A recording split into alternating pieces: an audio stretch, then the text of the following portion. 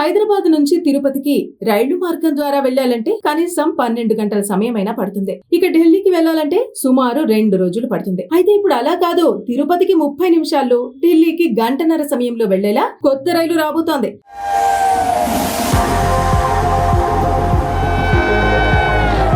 మరి ఆ రైలు ఏమిటి?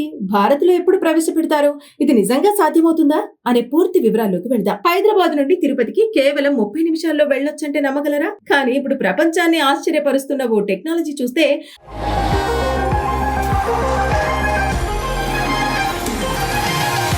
అది అసాధ్యం కాదనిపిస్తోంది. గంటకు 1000 కిలోమీటర్ల వేగంతో దూసుకెళ్లే ఫ్లయింగ్ ట్రైన్ ను చైనా టెస్టింగ్ దశలోకి తీసుకెళ్లింది. విమానం కంటే వేగంగా ప్రయాణించే ఈ మ్యాగ్లివ్ ట్రైన్ భవిష్యత్తు రవాణా రంగాన్ని పూర్తిగా మార్చేస్తుందనే చర్చ జరుగుతోంది.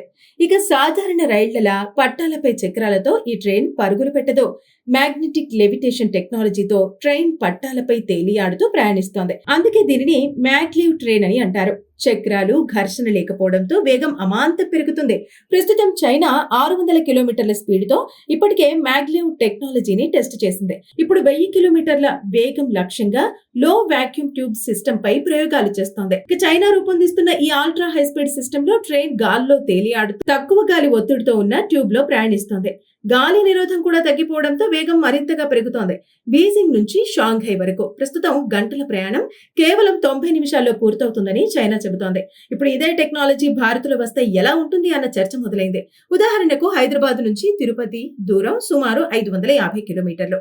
ఈ మ్యాగ్లివ్ ట్రైన్ నిజంగా 1000 కిలోమీటర్ల వేగంతో పరిగెత్తితే ఈ ప్రయాణం అరగంటలో పూర్తయ్యే అవకాశం ఉంది. హైదరాబాద్ నుంచి బెంగళూరు, చెన్నై, విజయవాడ వంటి నగరాలు కూడా క్షణాల్లో దగ్గరవుతాయి. అయితే ఇది చెప్పినంత ఈజీ ఏమీ కాదు.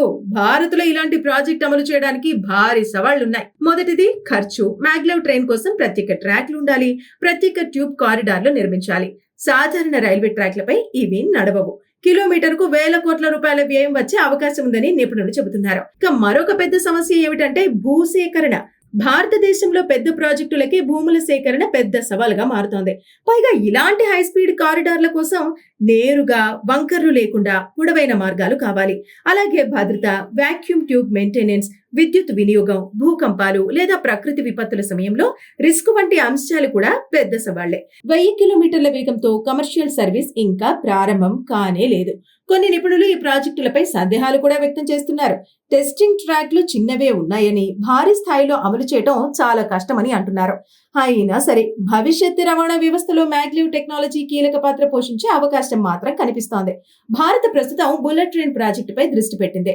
కానీ రాబోయే దశాబ్దాల్లో మ్యాగ్లివ్ వంటి అల్ట్రా ఫాస్ట్ ట్రాన్స్పోర్ట్ సిస్టంలపై కూడా దృష్టి పెట్టే అవకాశం ఉందని టెక్ నిపుణులు భావిస్తున్నారు. ఒకప్పుడు విమానం వేగమే మనిషికి చివరి హద్దు అనుకున్నారు. ఇప్పుడు మాత్రం రైళ్లు కూడా హద్దులను దాటేందుకు సిద్ధమవుతున్నాయి. భవిష్యత్తులో హైదరాబాద్ నుంచి తిరుపతికి జస్ట్ 30 మినిట్స్ అనేది నిజం కావచ్చు. హైదరాబాద్ నుంచి తిరుపతికి రైలు మార్గం ద్వారా వెళ్లాలంటే కనీసం 12 గంటల సమయమైనా పడుతుంది. ఇక ఢిల్లీకి వెళ్లాలంటే సుమారు 2 రోజులు పడుతుంది. అయితే ఇప్పుడు అలా కాదు, తిరుపతికి 30 నిమిషాల్లో, ఢిల్లీకి గంటన్నర సమయంలో వెళ్లేలా కొత్త రైలు రాబోతోంది.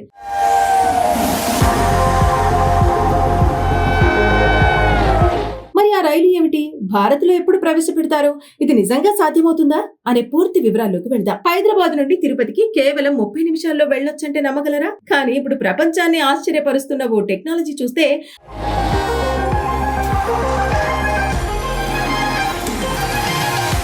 అది అసాధ్యం కాదనిపిస్తోంది. గంటకు 1000 కిలోమీటర్ల వేగంతో దూసుకెళ్లే ఫ్లయింగ్ ట్రైన్ ను చైనా టెస్టింగ్ దశలోకి తీసుకెళ్లింది. విమానం కంటే వేగంగా ప్రయాణించే ఈ మ్యాగ్లివ్ ట్రైన్ భవిష్యత్తు రవాణా రంగాన్ని పూర్తిగా మార్చేస్తుందనే చర్చ జరుగుతోంది. ఇక సాధారణ రైళ్లలా పట్టాలపై చక్రాలతో ఈ ట్రైన్ పరుగులు పెట్టదు. మ్యాగ్నెటిక్ లెవిటేషన్ టెక్నాలజీతో ట్రైన్ పట్టాలపై తేలియాడుతూ ప్రయాణిస్తోంది. అందుకే దీనిని మ్యాగ్లివ్ ట్రైన్ అని అంటారు. చక్రాలు, ఘర్షణ లేకపోవడంతో వేగం అమాంతం పెరుగుతుంది.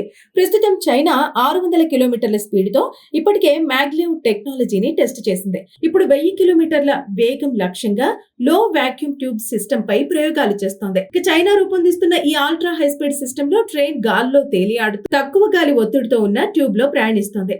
గాలి నిరోధం కూడా తగ్గిపోవడంతో వేగం మరింతగా పెరుగుతోంది. బీజింగ్ నుంచి షాంఘై వరకు ప్రస్తుతం గంటల ప్రయాణం కేవలం 90 నిమిషాల్లో పూర్తవుతుందని చైనా చెబుతోంది. ఇప్పుడు ఇదే టెక్నాలజీ భారత్లో వస్తే ఎలా ఉంటుంది అన్న చర్చ మొదలైంది. ఉదాహరణకు హైదరాబాద్ నుంచి తిరుపతి దూరం సుమారు 550 కిలోమీటర్లు.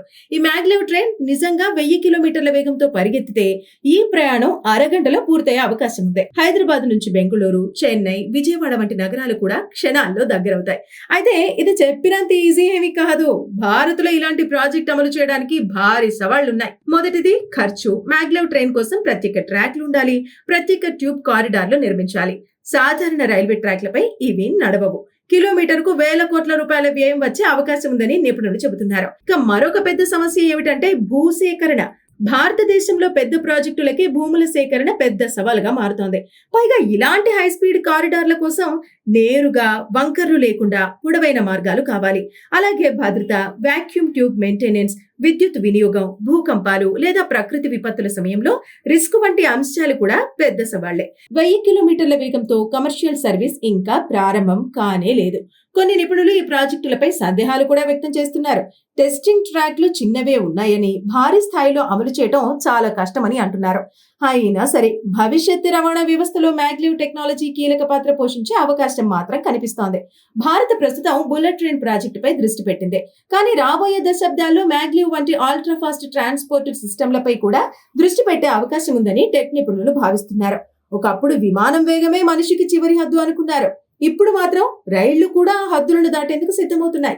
భవిష్యత్తులో హైదరాబాద్ నుంచి తిరుపతికి జస్ట్ 30 మినిట్స్ అనేది నిజం కావచ్చు.